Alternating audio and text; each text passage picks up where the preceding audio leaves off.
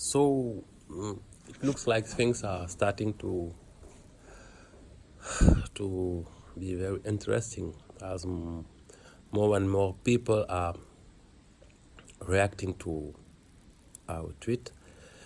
So to simplify things and to open the debate, I think it's better for us to switch in another language like French.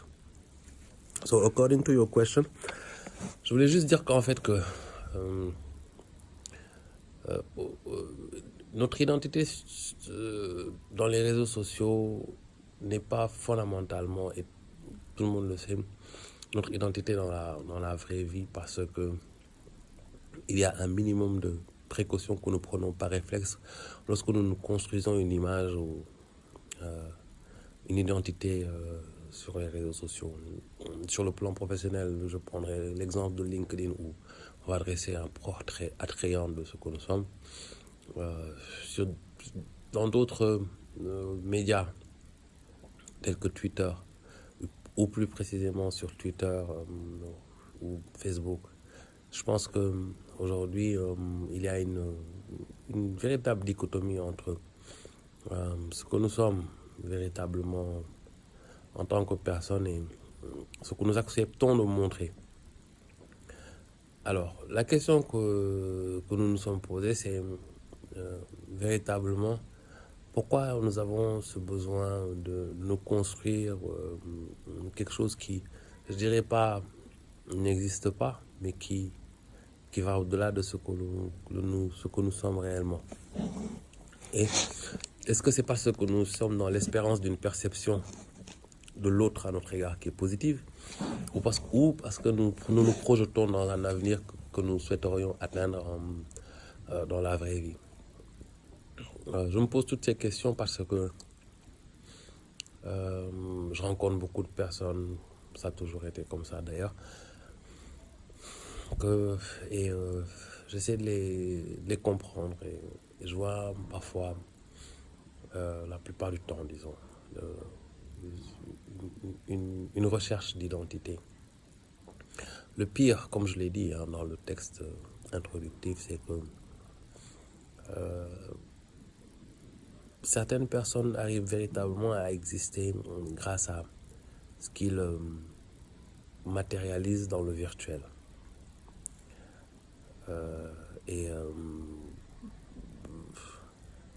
En soi, ce n'est pas mauvais si quelqu'un arrive à se valoriser et à exister in real life grâce à un travail fait dans le virtuel. Mais aujourd'hui, il faudrait peut-être, en tant que hommes et femmes vivant en communauté, essayer de voir si ce que nous projetons à l'autre, ce que nous montrons et ce que nous cachons est en conformité avec ce que nous vivons dans la vraie vie. C'est fondamental parce que il nous faut pouvoir affirmer dans le virtuel ce que nous sommes réellement. Il ne faut pas que nous donnions une image faussée, dévoyée, déviée de nous-mêmes, qui pourrait pousser à des confusions, des excès ou bien des interprétations de nos moindres faits et gestes. Parce que ce que je déplorais, c'est tout simplement passer à côté de la richesse d'une personne parce que cette personne a décidé de porter un masque virtuel, alors que cette personne, dans la vraie vie, est une exception, une perle, ou quelqu'un qui peut énormément nous enrichir. Mais que, tout simplement, dans la vraie vie, cette personne a des blocages qu'elle dépasse dans le virtuel. Notre relation à l'autre aussi est extrêmement importante.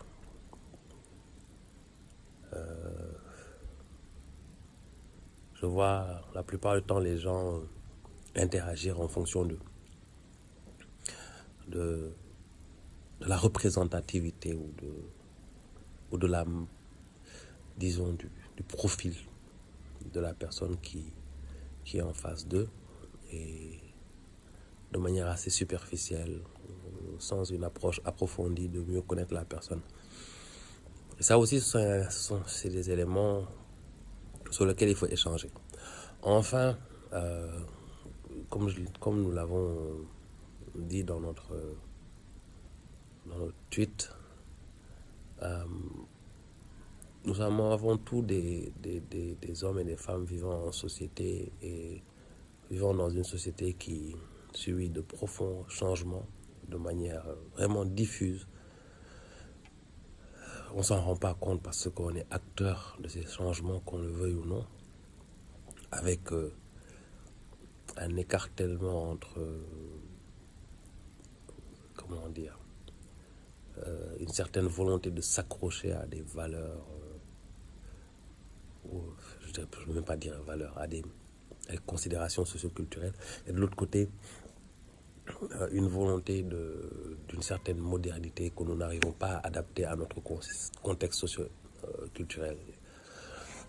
Et tout ça, il faut qu'on en parle. L'objectif de Méli Mélo, c'est de parler de nous-mêmes d'abord. Vraiment. D'échanger par rapport à ce que nous sommes. La première étape, c'est notre identité virtuelle et les valeurs que nous véhiculons, que nous portons dans le virtuel. Est-ce que ces valeurs sont en conformité effectivement avec ce que nous sommes réellement dans la vraie vie? Je donne juste un exemple. Le jugement facile d'une personne qui va poster des photos ou bien des tweets, certains tweets, les gens vont de manière encore une fois superficielle se dire ouais, la personne elle est comme ci ou comme ça, alors que fondamentalement cette personne est tout le contraire de ce que l'on peut penser d'elle. Je l'ai écrit par ailleurs dans un de mes articles, qu'on ne peut pas juger fondamentalement sur les apparences. Il faut creuser, il faut apprendre à connaître les gens. Et justement, c'est pour quelle raison cette personne virtuellement posterait des choses ou dirait des choses qu'elle n'est pas, ou auxquelles peut-être elle ne croit pas. Est-ce un besoin d'affirmation de soi, un besoin de reconnaissance, un besoin d'aller vers l'autre pour pouvoir créer sa propre communauté, parce que cette personne vit dans un isolement absolu, dans la solitude, et a besoin du regard des autres pour pouvoir exister, de l'interaction des autres, ou bien tout simplement parce que cette personne a des tendances à vouloir justement porter un masque, se dresser une image, apparaître comme une perfection ou bien comme une abomination, je sais pas. Donc l'un dans l'autre, c'est à peu près ça. Et surtout, la finalité, c'est parce que bon, tout projet a un objectif. On ne lance pas un projet comme ça. La finalité, c'est de pouvoir, au fur et à mesure que nous avancerons dans les débats in real life et également dans les débats sur Twitter ou ailleurs, c'est de pouvoir tirer les principales tendances de valeurs qui commencent à se manifester au Sénégal en fonction des différents mindsets, états d'âme, etc. Des gens qui vont participer. Parce qu'il faut bien préparer au moins notre connaissance de nous-mêmes pour pouvoir mieux appréhender notre vie en communauté. Je suis quelqu'un qui observe depuis plus de 15 ans. Les gens vivent, c'est ma passion. Et je me rends compte de plus en plus que les apparences sont devenues valeurs courantes.